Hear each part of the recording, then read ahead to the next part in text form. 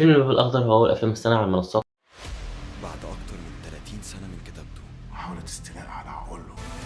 فقط وحصريا على واتشت. الفيلم مليان ممثلين كويسين جدا وحاجة مبشرة جدا، منهم ممثل أنا بحبه شخصيا، إياد نصار.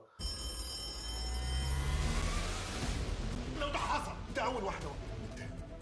إيه فايدة العلم من غير تجربة؟ يا ترى الفيلم حلو ولا لأ؟ قبل أي حاجة اعمل لايك وسبسكرايب لأول مرة تتفرج على القناة، وتعالى أقولك. تنسيهم أصلهم هويتهم.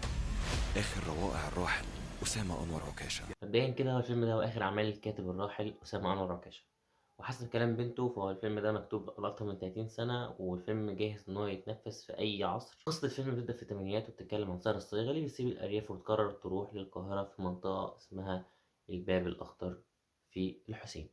الباب الأخضر أجدد أعمال واتشت الأصلية. اوعي حد يدي كده وأنا مش موجود بكرة.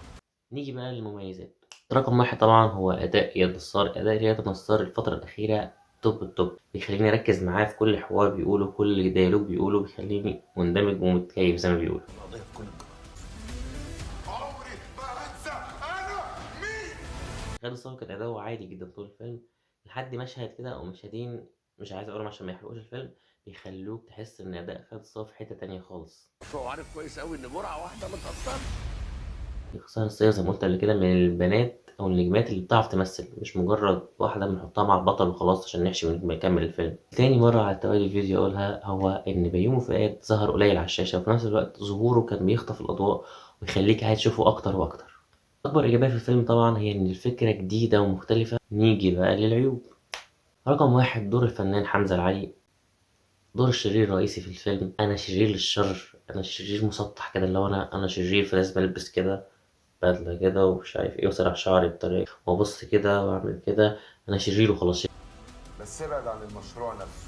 رقم اتنين وهي الكآبة المفرطة والدراما الأوفر. يا جماعة الفيلم كئيب أوي زيادة عن اللازم، في مشاهد كتير في الدراما وحلب المشاعر المشاهد بطريقة أوفر يعني.